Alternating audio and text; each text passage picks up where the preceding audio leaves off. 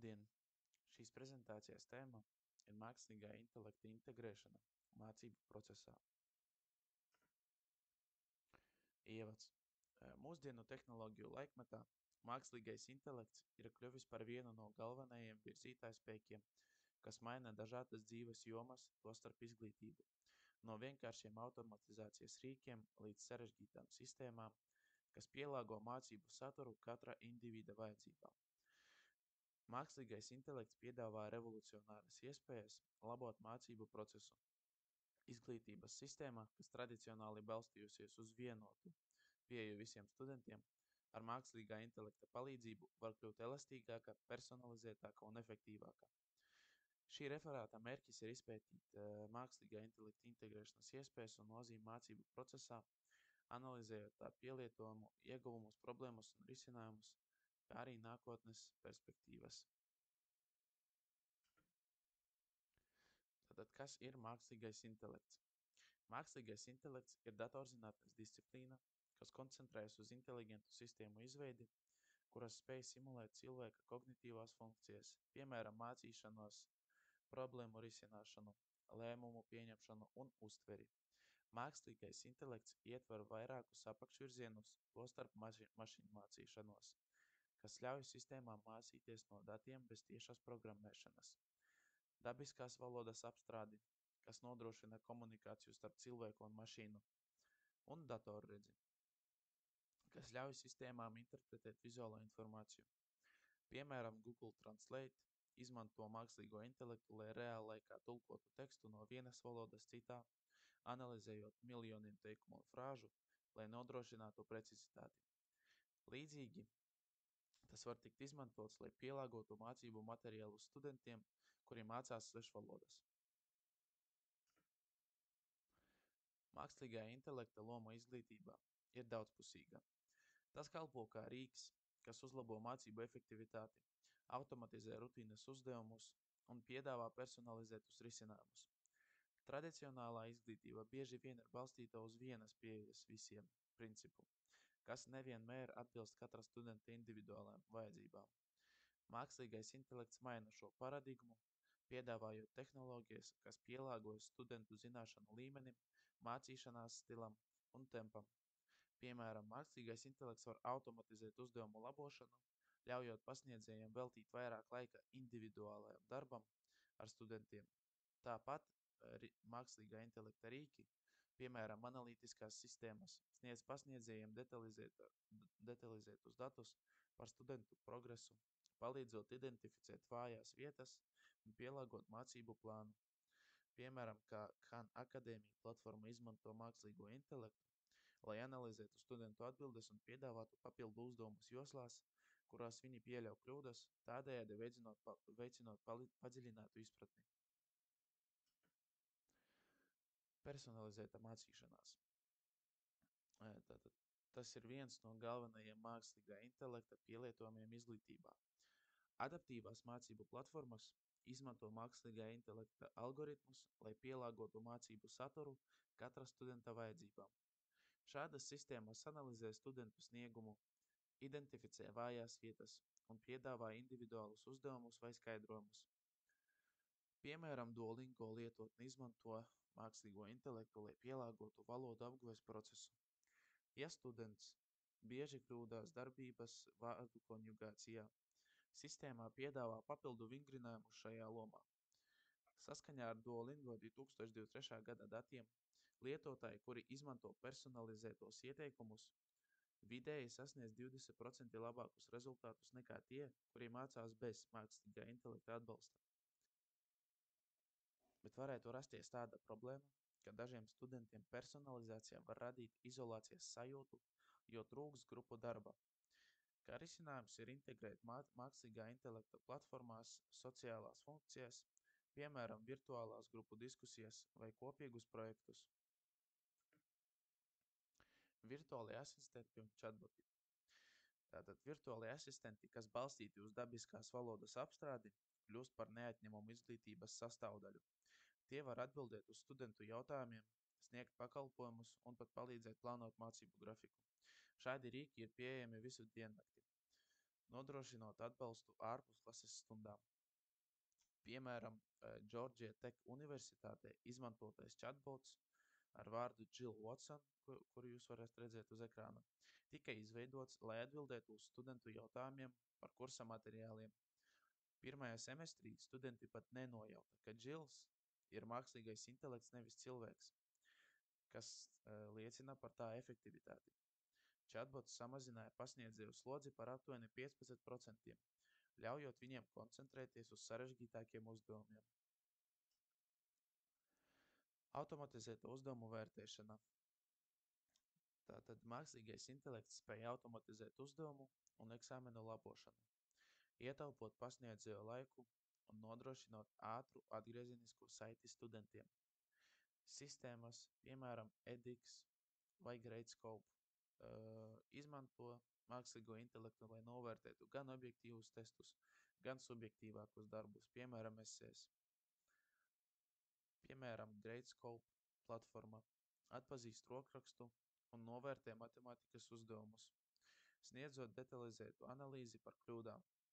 2024. gada pētījumā tika konstatēts, ka šāda automatizācija samazina labošanas laiku par 40%, salīdzinot ar manuālo vērtēšanu. Bet varētu rasties tāda problēma, ka automatizētās sistēmas var neprecīzi novērtēt radošus darbus, piemēram, esejas ar neparastu stilu. Risinājums ir vienkārši kombinēt mākslīgā intelektu ar cilvēka pāraudzību, lai nodrošinātu kvalitāti un efektivitāti. VR, AR simulācijas. Mākslīgā intelekta vadītas virtuālās realitātes un paplašinātās realitātes tehnoloģijas piedāvā studentiem praktisku pieredzi simulētā vidē. Tas ir īpaši noderīgi tehniskajās un medicīnas nozarēs. Piemēram, medicīnas studenti Case Western Reserve Universitātē izmanto HoloLens AR sistēmu, kas ar mākslīgā intelekta palīdzību projicē 3D anatomijas modeļus.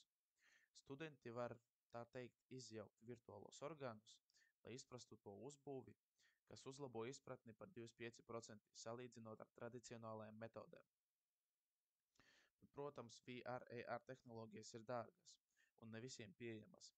Tāpēc var izmantot mākoņu datošanas platformas, kas piedāvā VR pieredzi bez nepieciešamības pēc jaudīgas aparatūras. Platformas un salīdzinājums.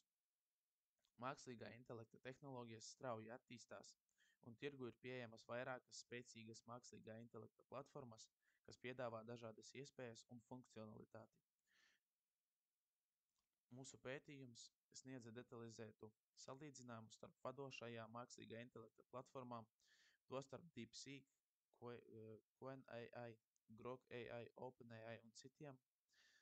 Katrai platformai ir savas unikālās priekšrocības, trūkumi un specializācijas jomas. Šis salīdzinājums var palīdzēt izprast katras platformas tehniskās iespējas, veiktspēju, lietošanas gadījumus, cenas, stiprās un vājās puses, kā arī daudzvalodu atbalstu. Šī informācija ir būtiska, lai izvēlētos piemērotāko platformu konkrētajām vajadzībām un projektiem. Īsi apskatīsim 3 piedāvātās platformas. Tā ir DeepSeek, kura ir platforma, kas izceļas ar savu efektivitāti un specializāciju matemātiskajā spriešanā un kodēšanā. Tā izmanto jaukto ekspertu arhitektūru, kas nodrošina efektivitāti un mērogojamību. DeepSeek ir pieejams gan atvērtā koda formātā, gan kā komerciāls risinājums.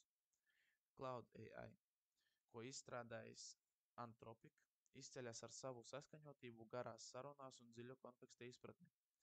Tas ir fokusēts uz drošu un saskaņotu dialogu ar uzlabotām kodēšanas spējām. CloudAI piedāvā draudzīgu un saskaņotu sarunas stilu. Un Google Gemini, kas ir multimodāla platforma ar ļoti plašu konteksta logu un dziļu integrāciju ar Google ekosistēmu. Tā atbalsta iebūvētu rīku un API izsaukšanu un ir optimizēta reāllaika informācijas iegūšanai. Gemini ir pieejams caur Google API un ir integrēts ar Google Workspace. Ieguvumi izglītībā.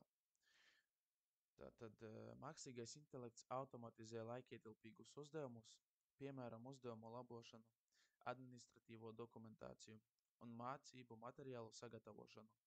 Saskaņā ar UNESCO 2023. gada ziņojumu mākslīgā intelekta rīki var samazināt pasniedzēju administratīvo slodzi par 30%, ļaujot viņiem veltīt vairāk laika mācīšanai un studentu atbalstam. Mākslīgais intelekts nodrošina pielāgojamu mācību pieredzi, kas ir īpaši noderīga studentiem ar īpašām vajadzībām vai tiem, kuri mācās svešvalodā. Mākslīgā intelekta balstīti tulkošanas rīki, piemēram, Microsoft Translator, var reāllaikā pārtulkot lekcijas, padarot izglītību pieejamāku. Mākslīgais intelekts analizē studentu sniegumu un prognozē potenciālās grūtības, ļaujot pasniedzējiem iejaukties laikus. Purdue University Course Signals sistēma brīdina studentus par zemu progresu un piedāvā personalizētus ieteikumus, piemēram. Mākslīgā intelekta balstītās gamifikācijas sistēmas padara mācīšanos saistošāku.